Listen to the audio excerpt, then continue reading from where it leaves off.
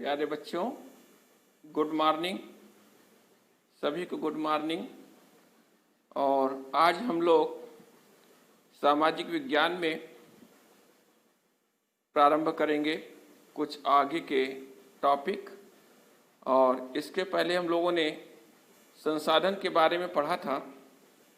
संसाधन की बात की थी कि संसाधन क्या है, और संसाधन के बारे में कुछ परिभाषाएं भी थी हमारे पास कि प्राकृतिक पर्यावरण नामक तत्व संसाधन तभी बन सकता है जबकि उसकी उपयोगिता हो, मानव उसको उपयोगी समझे। यदि मानव के लिए उपयोगी नहीं है तो वो किस बात का संसाधन। संसाधन को इंग्लिश में क्या कह रहे हैं हम लोग? रिसोर्स कह रहे हैं। रिसोर्स, और रिसोर्स का मतलब होता है कि जो बार बार साधन बने हमारी आवश्यकताओं का, उसको हम लोग रिसोर्स कहते हैं। स्रोत बनना चाहिए। और यदि मानव की आवश्यकता का नहीं है तो वो संसाधन नहीं है। तो हम लोगों ने संसाधन के बारे में कुछ जानकारी लास्ट टर्म में ली थी। इसके बाद संसाधनों का हम लोग ने कुछ प्रकार भी देखे थे, जिसमें जैव संसाधन होते हैं और अजैव संसाधन होते हैं। अब जो जैव संसाधन होते हैं वो क्या होते हैं भाई?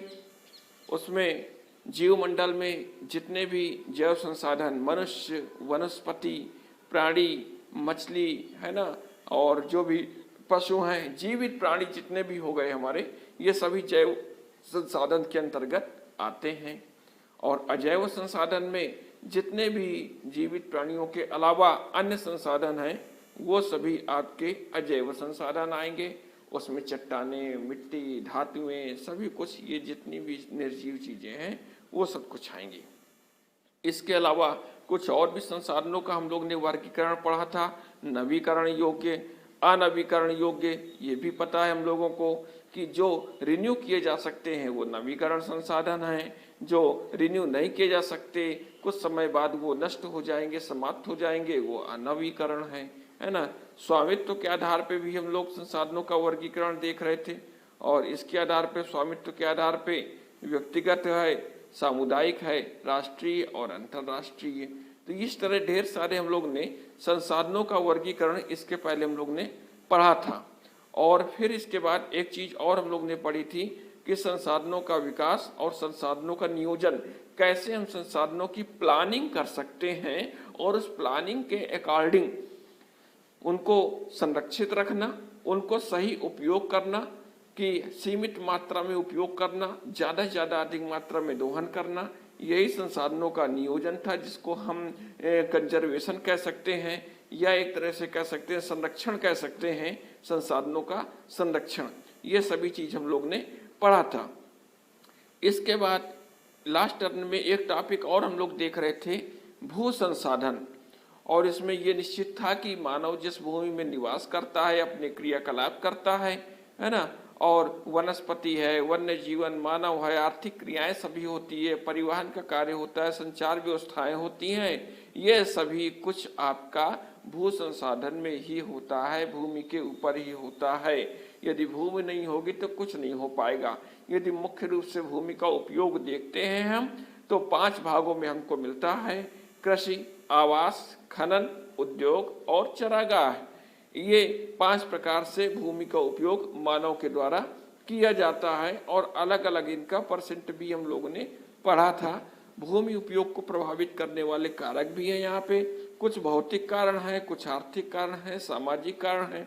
भौतिक कारणों में हम लोगों ने भूमि का ढाल, मिट्टी का आवरण और शैलों की प्रकृति, भूमिगत जल की उपस्थिति, ये पढ़ा था। और जिसके कारण से जो भी हमारे क्रियाकलाप हैं, चाहे वो कृषि से संबंधित हो, चारागाह से संबंधित हो, मकान बनाना है, कुछ भी करना है, वो काम प्रभावित हो जाता है यदि इसमें चेंजिंग हो जाती है। भूमि का ढाल समतल होना चाहिए खेती के लिए।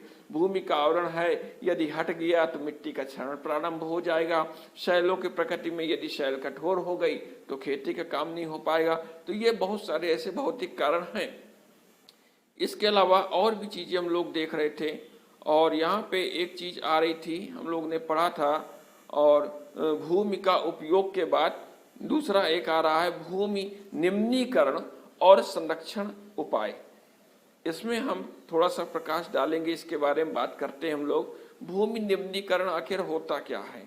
क्योंकि होता क्या है, शुरुआत से ही हमारे जितने भी पूर्वज हैं वो भूमि में खेती करते आए हैं, भूमि से ही अपनी सभी आवश्यक चीज़ें प्राप्त करते आए हैं, चाहे वो भोजन है, मकान है, कपड़े हैं, जितनी भी मूलभूत आवश्यकताएं हैं उनमें से 90% हिस्सा जितना है वो भूमि से ही, भूमि संसाधन से ही वो प्राप्त करते रहे हैं। और इसके बाद धीरे धीरे अलग अलग भूमि का जब सर्वे हुए तो पता चला कि कितनी मात्रा में जो है जल द्वारा अपरदित हो गई है, कितनी मात्रा में खनन कार्य हुआ है, कितनी जो है बंजर जमीन हुई है, सबके अलग अलग उन्होंने पार्ट बना दिए। और खनन वाले स्थानों में क्या होता है, गहरी खाइयां बन जाती हैं। भाई आप कहीं से खनिज निकालोगे तो जमीन तो अब तक को खोदनी पड़ेगी, और जब जमीन में खोदेंगे, खनन कार्य करेंगे, वहां का मलबा निकालेंगे, मिट्टी निकालेंगे, तो वो गहरी खाइयों में तब्दील हो जाएगी जगह।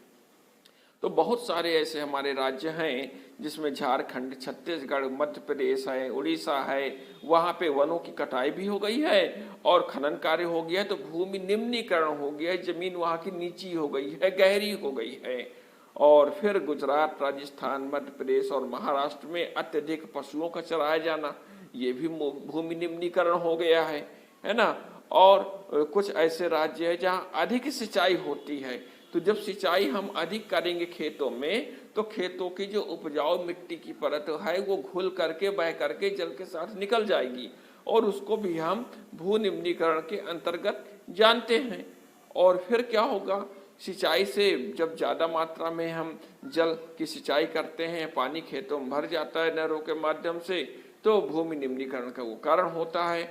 और क्या होता है, मिट्टी में लवण की मात्रा, क्षार है, ये सब स्थिति बढ़ जाती है। और फिर क्या होता है, सीमेंट उद्योग में चूना पत्थर को पीसना, मृदा बर्तन उद्योग में चूना और सेल खड़ी के प्रयोग से बहुत सारा जब काम करते हैं तो काफ़ी मात्रा में धूल वायुमंडल में उड़ती है, और फिर वो जब नीचे आती है धूल तो भूमि पर परत के रूप में बिछ जाती है, और फिर मिट्टी के जल सोखने की जो व्यवस्था है वो रुक जाती है।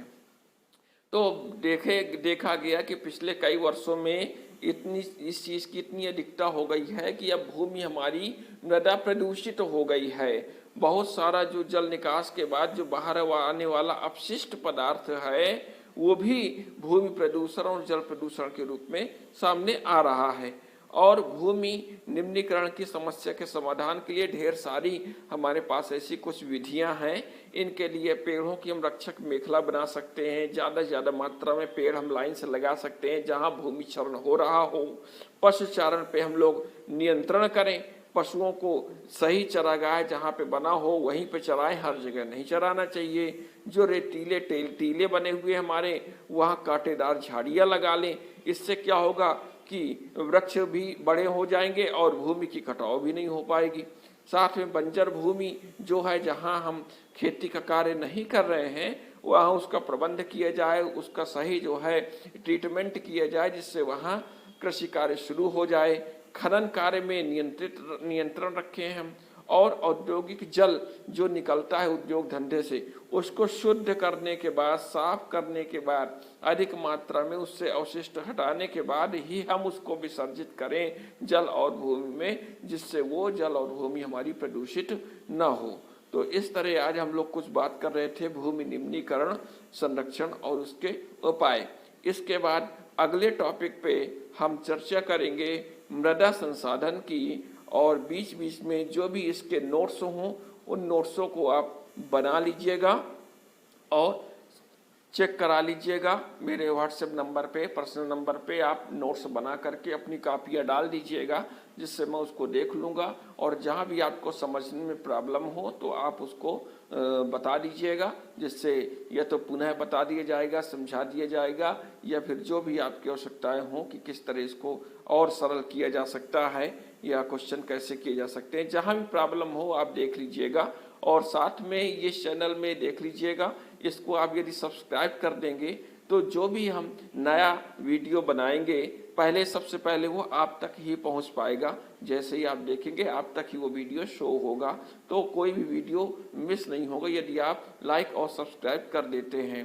और इस तरह हम लोग का आज का टॉपिक ये पूरा हुआ। नेक्स्ट टॉपिक में हम लोग मृदा संसाधन के बारे में चर्चा करेंगे। Thank you.